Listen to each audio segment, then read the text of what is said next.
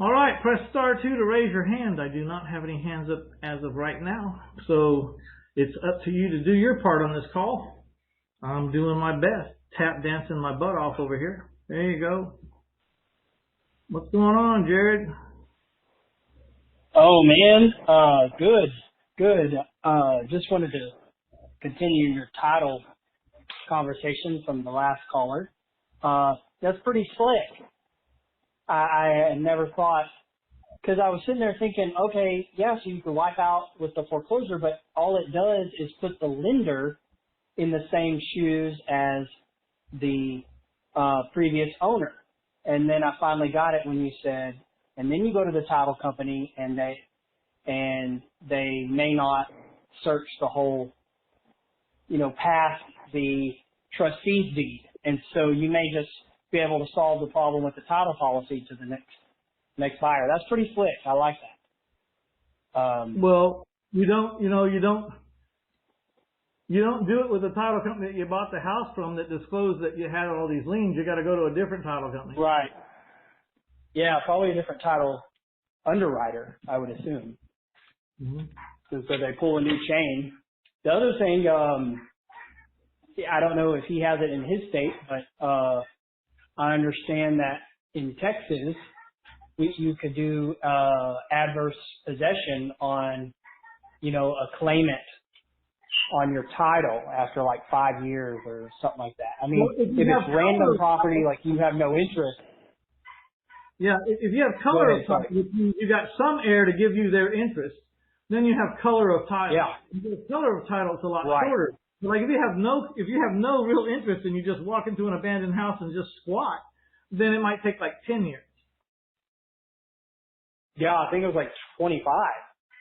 Well, it could, but Texas is a pretty staunch adverse possession state. But I'm going through it right now myself. I've owned a storage facility for over 27 years, and then a guy bought the property next to me and told me that my buildings were on his land. And they were. They kind of creeped over, running from the top of the property to the back of the property. The front of the property to the back of the property is just an example. The buildings started to cross over a little bit and a little bit and a little bit more till at the end of my buildings, the buildings were 10 feet over the line. But one thing you never do in this case is you don't say, no, my buildings, that land is my land. I've occupied it and maintained it and everything for 27 years. Don't ever relent that it's not your land. Talk to your attorneys. And my attorney said I had the most open and shut case on adverse possession there ever was. And so I said, and then I started sending him emails talking about it because he was going to put it up for sale and he wanted to, he wanted an arm and leg for it because he was next to me, figured I was rich.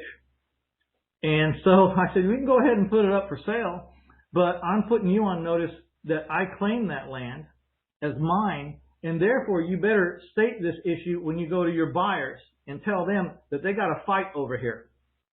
And so I sent it in documentation. I didn't tell him this on the phone so that he couldn't deny. So if he ever sells it to someone and doesn't tell them, his broker's license is on the line now because I said, I got documentation. Did he tell you that I claim that land?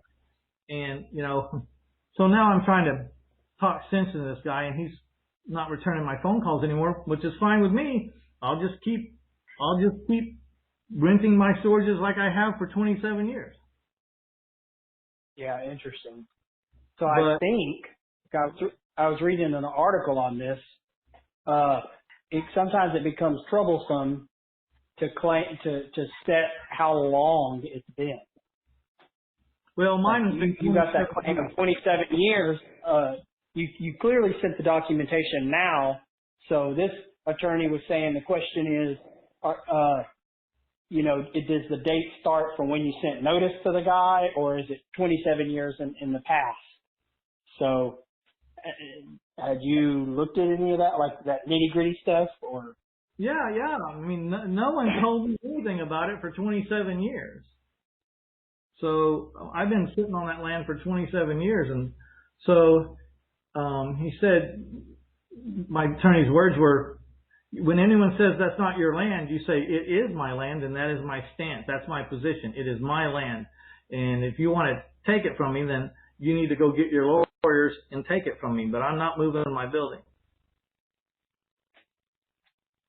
You know? And so what's going to happen is they're going to go to their attorney, and their attorney's going to go, I don't think that guy's going to have to move his buildings. He's been there 27 years. No one ever disputed him. Interesting. Okay. I guess I was fortunate. I bought, I think it was last year, I bought 3 acres on the tax sale for like $15,000. I showed up at the property, and the neighbor comes running out and says, "Did you buy this?" I said, "Yeah, I did." Well, my garage is over on your land. I said, "Really? Is it? Oh dear. Okay, well, this is a problem." So anyway, I mean, I would have had no idea because I wasn't planning on getting a survey. I was just going on with life, you know. And so what I ended up doing was selling him a sliver of land, 8 feet wide at one corner, down to a point on the other corner. So this tiny little triangle for $8,000, and only had 15 minutes, and then well, that's a great deal for that? He solved his monumental problem for $8,000. I mean, Yeah. You know what I mean? I would even Yeah. say, you know, sell me the land, or sell me my piece of land. Let me give you, you know, a little bit, but don't try to dick me around on this, or I'm gonna, you know, I'm just gonna sit. You know, I'm just gonna sit here. Well, exactly. Well, it was great. It was a fun little deal. I ended up selling it for $85,000 and got By the way, 10,000 pounds. So I had nothing in it. while I'm thinking about it, everybody needs to learn how to work a record on their phones, because when these conversations start, you realize, I need to get this recorded. You need to say, hold on a second, like I got a call or something. Go to your truck, get your record set up, you know, hold your phone in your hand in a non-conspicuous way and say, okay, I'm sorry, I need to clear my head. Can we start over? And then he comes over and says, yeah, my property's on your land. There's confession right there. You got it on tape. Yep. A lot of people think you got to have permission to record somebody. You don't have, and I'm not a lawyer, this is my understanding. You don't have to have permission to record a conversation that you are part of. You would have to have permission if you're a third party in the background recording a conversation between 2 other people. But if it's your conversation, if you're part of that conversation, you have the right to record the conversation to depict, you know, because you're in the conversation. So, right. You guys learn to use the record features on your phone.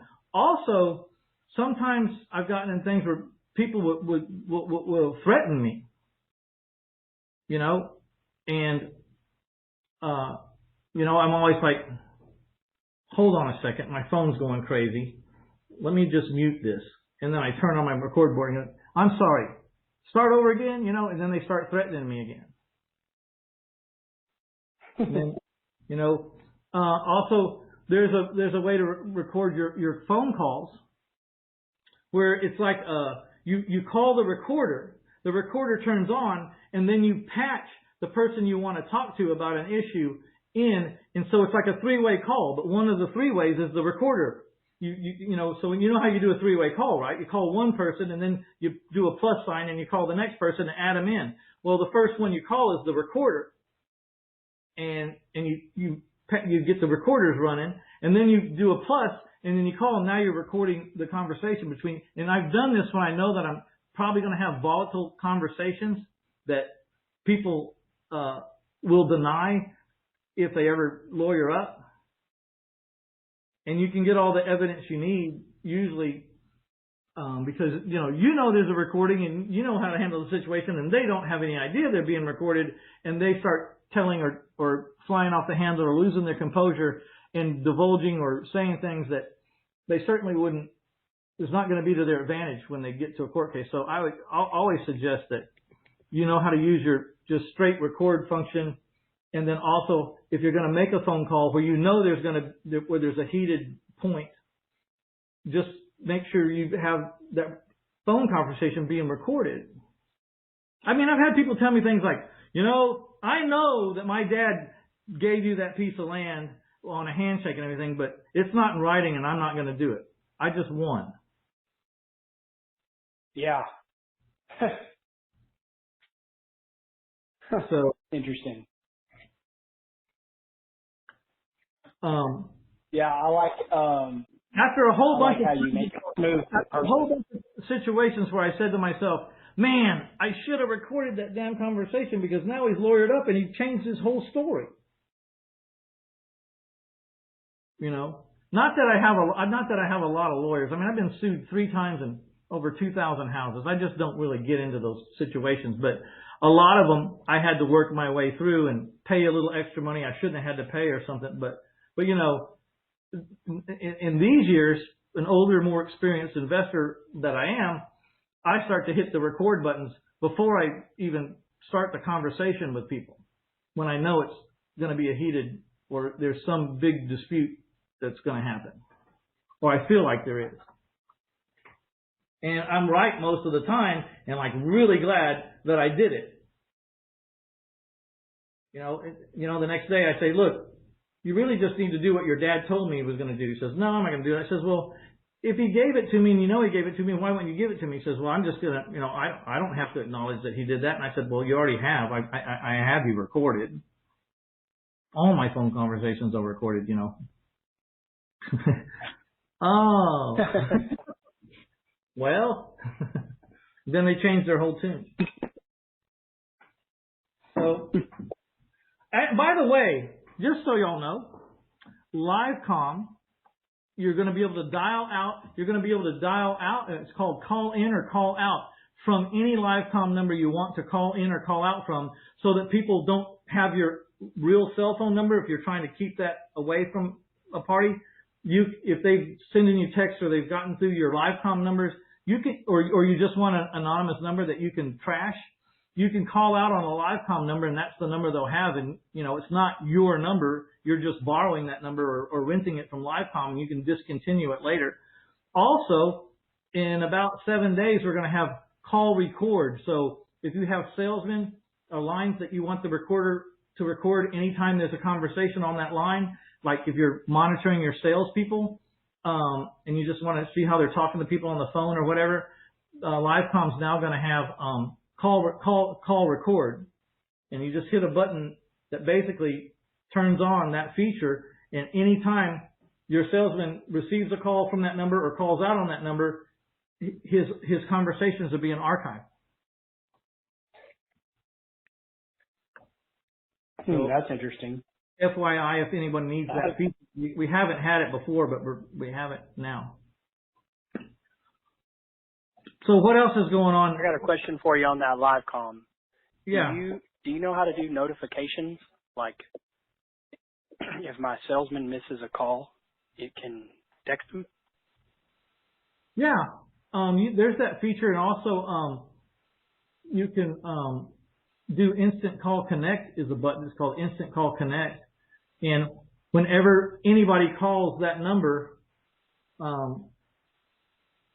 whoever you designate, 1 or 2 or 3 or up to 8 people will get a text going, someone from this number is calling about, and it states whatever you've named that number. If you name it 112 Main Street, it says someone from this phone number right here is listening to the recording on 123 Main Street right now, posing the question, that house has been moving slow. Would you like to go ahead and contact them in about 4 minutes when they finish listening to the recording and see if you can help them or find out what, because this house is moving slow? Anyways, it's a notification, system. Yeah, so there's a place for missed calls, though, somewhere, is what you're saying, because I was digging around in there trying to figure it out. Do you know what tab it's under or anything? The feature I'm talking about is called Instant Call Connect. And you turn it on or off. And basically it notifies your salesperson or salespeople that there's someone interested in whatever that number is tied to, and gives you their phone number. Right. And also, before it hangs up, we'll tell the person that called, if you would like to be connected to a live representative, do not hang up and you'll be connected. And it starts ringing your when they, as they stay on hold, it starts ringing your salesman's phone number like they need to pick up. I don't know. I can find out, but I don't know if you can tell if they just didn't pick up the call. Yeah, because that's something that yes, that's an interesting request, and I don't think we've ever had that request. But I'm going to tell that to them and put it on the long list of things that we list of requests. Yeah, yeah. I'm like 1 foot into LiveCom and 1 foot out of CallRail, and that's like a critical feature that CallRail has. That it lets me know. It sends me an email and him an email when he misses a call in front of the house. And it's like, okay, man, so, did you call him back? And then it's kind of this subtle, like, I better not be getting too many emails here. So one of the things we tried to mimic with LiveCom was to do like QuickBooks did and take suggestions from all their users, like what features would you like it to have that it doesn't have? And then some features are real easy to do, and then other features, take time and money, and you have to decide if you're going to do them right now or you're just going to. You got to decide when, yeah. Yeah, decide when. So I'm gonna talk to them about that feature. Is there a way I can submit that somehow? Or is there like a? Yeah, just send it to support@livecom.com. Okay. LIVECOMM.com. Support@livecom.com. The other thing I wanted to mention was I started doing Facebook live broadcasts for my property. That's great. Properties.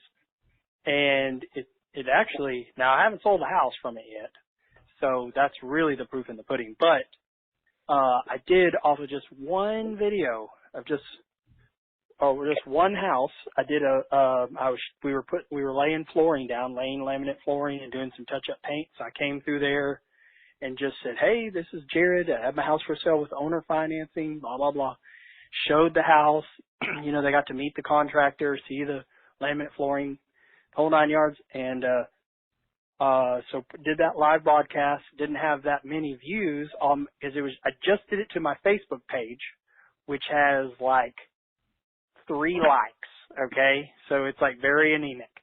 Well, we shared that into those little buy-sell group things, and then it just started getting reshared, and we're already up to like 3,400 views just off that one thing. I got people messaging me about the house, and I didn't even do a call to action. Well, that's what I was saying. You could up this by having a call to action, say, to learn more about my seller finance homes, call this number. And then they're going to call. I know. God. Yes. But the thing is you use this on your Facebook business page where you're posting all your houses for sale. Right. That's where I did it. You do the lives and you start building that community into, like you said, I have 11,484 people that want owner finance homes now have liked my business page. You know what I mean? So yeah, that's amazing. I got 30 likes. So I 10x'd my page. And you have to say in the recording that they're calling and why you're there. If you really appreciate people that sell or finance homes, please like this page and please hit share and send me some love because Google's calculating all that. You know what I mean? So you have to ask for what you want and tell them to do what you want them to do. And then a lot of people will do it. And then you'll grow a lot faster. Well, I realized, going back over the video, I didn't do any call to action at all. So I want them to come by the house. That's what I really want them to do. Do you like that call to action? Or so I was going to say, here, if you like this house, come by, take a look at it, look through the windows, give me a call. If you like that house and want to know all the details about it in depth, more than I'm going to do here, call it, and then you have a number assigned to that house, right, with a recorded message that tells you everything about that house. So, yes. And then don't show them enough to get them interested, like they might like the house, but say there's about 50 details in this house, and I'm not going to bore you with them right here, but if you're interested and want to know, call this number. Well, now, when they call the number, you're going to capture them, and they're going to be in your live comm system where you can text them. In my text, yes. Yeah. It's all about getting them to call something so you can capture their number. And you can also put hello, you can turn the hello button on, and anytime LiveComm recognizes a pristine caller, a caller that has never called in before, it will send out whatever message in a text that you want it to. It's like, to see all of my inventory, go to casasdueño.com, you know what I mean? Or whatever your Facebook page is. And they'll have that on a text now, so they don't have to write down the link or anything. You've texted them the link to your Facebook business page that has all your listings where you post. And it's automatic. Anyone calls and listens to the recording, when they hang up, about a minute later, they get a text from you saying, hello, thanks for calling. To see all my inventory anytime you want to, click on this link. And then you have the link. And you'll want to get a tiny URL. You know, if your URL is really long, you'll want to go to bit.ly or tinyurl.com and get a tiny URL to put in that hello message so it doesn't eat up so much of your 240 characters. What else do you think I should put on the hello message? Well, you can't I'm going to put a link just like you said. I would put a link to all my inventory, not just that one house, but you could do that one house. I mean, if you only have one house for sale, but my thing is to drive, you're driving, all your sales efforts are driving everyone to the Facebook page, even your credibility page on the internet. You know, it should say, hi, you know, I'm Jared, and I have, you know, I own or finance houses all over the city of Fort Worth, and to see all my inventory, go to facebook.com/ and tell them where to go. You're driving everybody to be part of that community. Everything in your whole sales, your text, everything drives them to your Facebook business page where that's the only thing you have to keep current.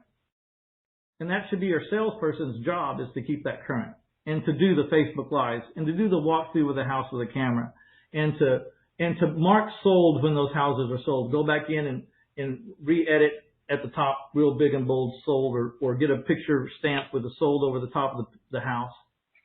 And leave the solds up to show that you're a viable business, you know.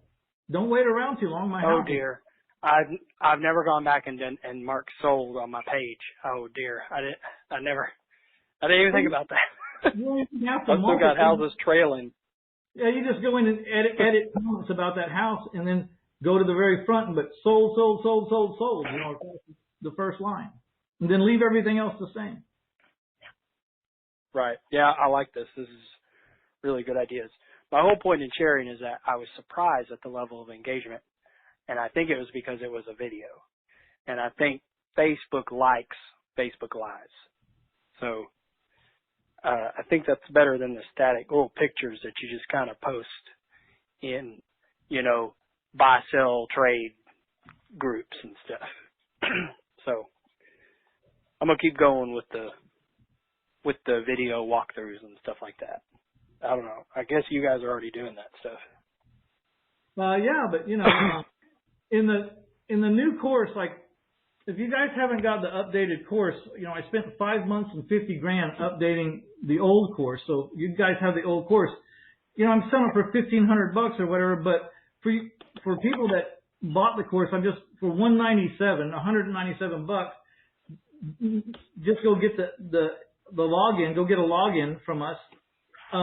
For the whole new course, it's all up to date. You know, the old course was getting stagnant. So, you know, like I was talking about Craigslist, and Craigslist has been passé for a while. And the new thing is now Facebook. But this new website, this new course is evergreen. So as things come up that I want to add to it, I can add to it. So this course is not static. It's online, and I can add videos. If something goes obsolete or the laws change, I can take those things out and I can put in the updates. So it's a really cool course because I'll keep updating it. And if people start asking me questions, man, you didn't explain this very well, or you didn't explain it at all, or what happens, and I realize there's a hole in my course, I can go fill the hole. So it's a really neat thing. For anybody who bought the course within a year, I'll just give it to you because I feel like you deserve that. But if someone's had the course for 2 or 3 years, for $197, help me get a little bit of my $50,000 back, and I'll bring it, and it's all up to date now with all the new technology, and every topic has the apps that apply, the blogs that apply, the podcast interviews that apply, the paperwork that applies, anything I got on that subject, the affiliates, the different kinds of things you can do or to help your business. If it has to do with that topic, it's right in that topic, and I can add and subtract them. If a company goes out of business, I can take that company down, and I can find the new person that took its place and add that company. So I'm going to be pretty easy for me to keep current now, and technology is a wonderful thing here. Well, golly, Mitch, I just logged in. That thing's massive. What you're talking about, this course? It is. You just like you said, new module 13, finding buyers, selling properties. There it all is. I'm gonna be checking all that out. I didn't. It was so long, I didn't look past the fold of the page.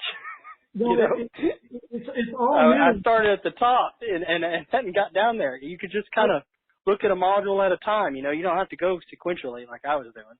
I even had a guy sit with the recorded versions of these conversations, the Tuesday night call, and find all kinds of conversations on how to sell houses, and put just the snippets of all these calls. There's over 500 hours right now of archived Q&A calls that you guys can go listen to at will if you want to. I say 500 hours. It might be plus or minus, but anyways, more than you'll ever hear. But I had a guy for days and days and days going through, and every time they were talking about a subject, he'd look on those modules and go, where does that conversation go? And he'd snip it out and he'd put it in that topic.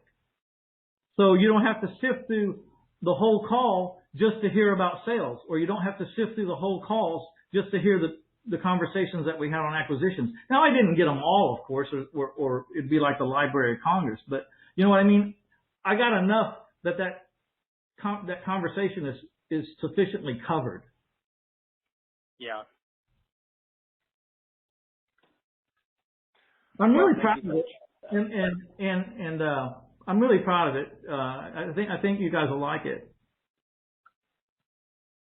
I'll tell you one thing: I don't ever want to do it again. It was like the hardest thing I ever did.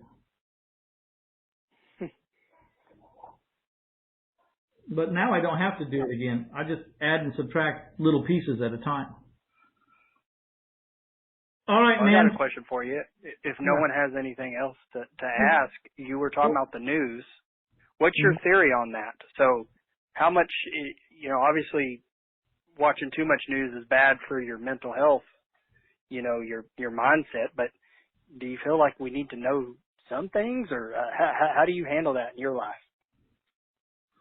I listen to the 15-minute news cycle, and then that's it for the day, and then I really don't listen to it for another couple of days, and then I catch up, and even in my just to hear highlights and be done, or just trying to keep up. But even in my Facebook, when I'm doing my own Facebook personal page, there's enough news there to more news than I even want, so I can keep up with it there. My wife's always going, "Hey, did you hear?" I said, "Yeah, I know."